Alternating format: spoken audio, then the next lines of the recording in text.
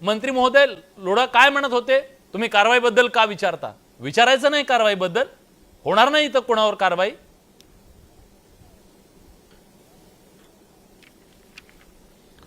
नाही विलासजी, बघा, देवेंद्र फडणवीसजी हे स्वतः मुख्यमंत्री आहेत, स्वतः गृहमंत्री देखील आहेत. त्यामुळे यांच्या शासनामध्ये कोणालाही स्पेअर केल्या जाणार नाही, कारवाई नक्कीच होणार आहे. आता उद्याच हायकोर्टामध्ये डेट आहे, त्या डेटमध्ये हायकोर्ट या आजच्या घटनेची देखील संज्ञा घेणार आहे आणि मला पूर्ण विश्वास आहे की हायकोर्ट देखील या गोष्टीचा आदेश देईल आणि त्याचं ताबडतोब एक्झिक्युशन, कार्यवाही हे सरकार नक्कीच करेल असा मला विश्वास आहे. आपल्यासोबत आता ललित गांधी सुद्धा जोडले गेलेले आहेत. ललितजी, स्वागत आहे तुमचं न्यूज 18 लोकमतमध्ये. आम्ही आता दाखवले ते व्हिडिओ आणि तुमच्या बाजूला सुद्धा चालू आहेत. शांततेच्या मार्गानं अहिंसा या सगळ्यावर विश्वास ठेवणारा हा समाज, पण या समाजाच्या आंदोलनामध्ये जर कोणी समाजकंटक घुसले असतील, चाकू वगैरे घेऊन ते घुसले असतील, तुम्हाला वाटत नाही हे सगळे लोक धरून दिले पाहिजेत पोलिसांना, त्यांच्यावर कारवाई केली पाहिजे? कुठल्याही माणसाने कायदा हातात घेण्याचा प्रयत्न केला तर मग कोणीही असो त्याच्यावर कारवाईच पाहिजे, यामध्ये कोणाचंच दुमत असण्याचं कारण नाही. परंतु या कालच्या झालेल्या बैठकीनंतर समाज म्हणून समाजाने आजचं आंदोलन स्थगित केल्याचा निर्णय जाहीर केला होता. काल रात्री आज तसे फलक त्या ठिकाणी मंदिराचे ट्रस्ट प्रदर्शित केले होते. आता त्या ठिकाणी सकाळी ज्यांच्यापर्यंत हा मेसेज गेला नसेल किंवा जे कोणी आले असतील त्यांनी हे आंदोलन केलं किंवा त्या ठिकाणी ते दोऱ्या तोडून किंवा दोऱ्या त्या चाकून कापून ती ताडपत्री काढायचा प्रयत्न केला आणि त्यांना नंतर पोलिसांनी समजावलं किंवा समाजातल्या लोकांनी समजावल्यानंतर कदाचित थांबले असतील. जे काही नियंत्रणात आणली पोलिसांनी, या कृतीचं कोणीच करत नाही.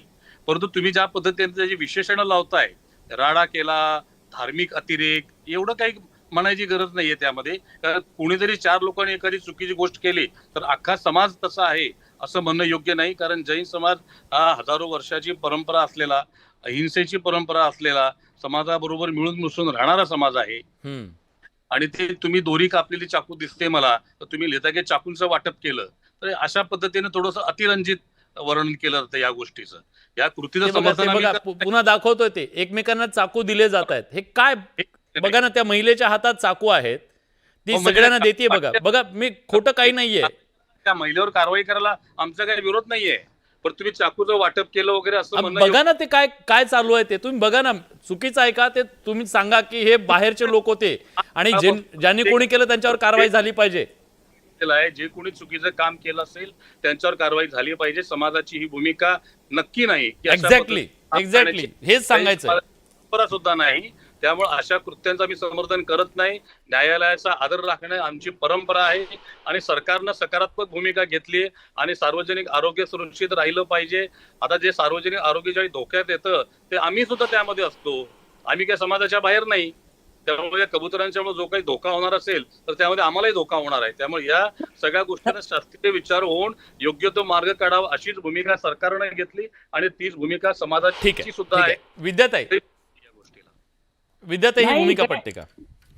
हे बघा, इथे मला एकच सांगायचंय, हे चाकू सुरे वाटून इथे जे बांबू लावलेले आहेत, प्लास्टिक लावलेले आहेत, ते प्रशासनाने हायकोर्टाच्या आदेशाचं पालन करून लावलेले आहेत. मग ते चाकू जबरदस्तीने आणून त्या रश्श्या कापायच्या, ते बांबू तोडायचे आणि जोरजोरात तिथे चढायचं, तिथे पोतं धान्य उपडी करायचं. म्हणजे हे सरळ सरळ हायकोर्टाच्या जे आदेश आहे त्याचं उल्लंघन आहे. आणि आता मगाशी तुम्ही म्हणाले की बाहेरचे लोक घुसले, बाहेरचे कोणी लोक घुसलेले नाहीयेत. हे बचावात्मक पावित्र्य जो घेतला जातोय तो चुकीचा आहे. कोणीही असो, कुठल्याही धर्माचाच माणूस असो. आणि कारवाई होणार का कारवाई का झाली नाही? आतापर्यंत आम्ही इतके आंदोलन केले, 15-15, 20-20 वर्ष आम्हाला कोर्टात जावं लागतंय तारखांसाठी. आणि इकडे पोलिसांनी याचं उत्तर दिलं पाहिजे की इथे एवढ्या मोठ्या प्रमाणात लोक जमले आणि ते सगळे कोर्टाच्या आदेशाचं उल्लंघन करत होते. प्रशासनाने जी जबाबदारी घेतलेली आहे त्याचं उल्लंघन करत होते, तरीही त्यांच्यावर अजून कारवाई का झाली नाही?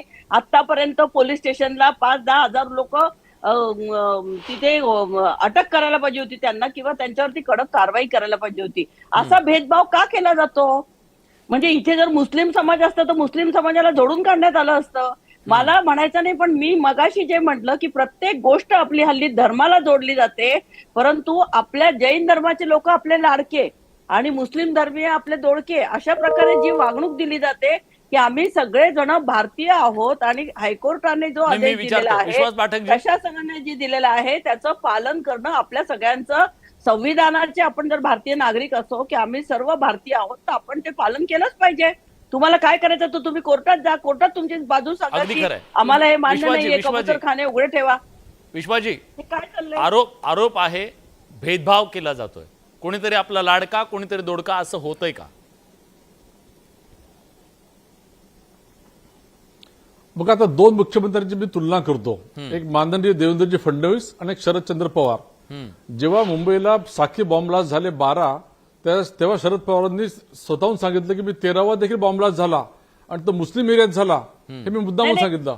अशा प्रकारचे हे प्रशासन उदाहरण करणारे यांचे नेते चुकीचं हे यांनी आहे. आम्हाला शिकवू हे नये. उदाहरण अगदी चुकीचं राहिला प्रश्न आहे. देवेंद्र फडणवीसांचा, विश्वास पाटकांना म्हणावं, ज्यांनी तुम्ही कोणी जैन इथे समाजाच्या चुका लोकांना केलेल्या आहेत अटक का नाही केली? त्याच्यावर त्यांच्यावर ऍक्शन केसेस घेतला का नाही जाईल. घेतल्या? तुम्ही उद्यापर्यंत कारण थांबा, इथे- उद्या इथे हायकोर्टाकडनं येणार आहे. उल्लंघन केलेलं आहे. मला- हायकोर्टाच्या आदेशाचं पालन करणाऱ्या प्रशासनाने विद्यार्थ्यांकडनं मला इथे अशाच चर्चेची बांबू अपेक्षा आहे. लावले होते. ठीक आहे, ते ठीक आहे. केलं पाहिजे. विलासजी, तुम्ही तुमची इथे चर्चा खरं तर शरद चांगली असते, पवारांना पण मध्ये विद्यार्थ्यांकडनं आणणं- हीच विद्यार्थी अपेक्षा होती. विद्यार्थी मी त्यांना त्यामुळे विचारतो. राष्ट्रवादी सर, काँग्रेसनी सर, काय एक भेदभाव मुद्दा, केला, एक मुद्दा मुसलमानांचं कसं विश्वास- लांगून चालन केलं, मी त्यांचा हे प्रश्न आम्हाला विचारतो. पूर्णपणे माहित आहे. ब्रीफली मला उत्तर द्या, आम्ही वेळ कमी आहे. मुस्लिमांना सुद्धा भारतीय मानतो, जैन ताई लोकांना मी सुद्धा तुम्हाला वेळ भारतीय देतो. मानतो, ताई मी तुम्हाला दलितांना वेळ देतो, सुद्धा मी भारतीय तुम्हाला वेळ मानतो. देतो. आम्ही भारतीय नागरिक आहोत हे आम्ही कधीच विसरत नाही, कारण आम्ही संविधानाला ठीक मानणारे आहे, लोक ठीक आहोत. आहे. मी तुम्हाला वेळ देतो.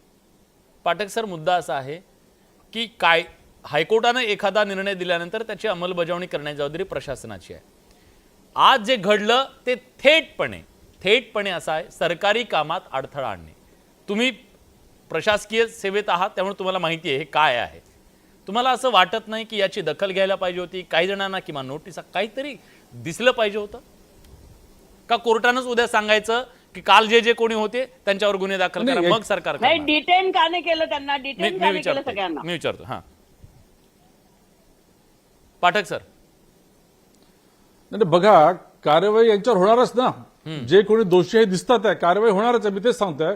कधी उद्या होणार? लगेच हायकोर्टामध्ये व्हायला देखील पाहिजे. तारीख आहे. आता तुम्ही लोकांना हायकोर्ट देखील शोधणार याचं आहात संज्ञान का? घेईल. हा, हायकोर्ट ताई, जे मी म्हणेल विचारलं आणि मग विद्यार्थी बोलू द्या ना, विद्यार्थी बोलू द्या.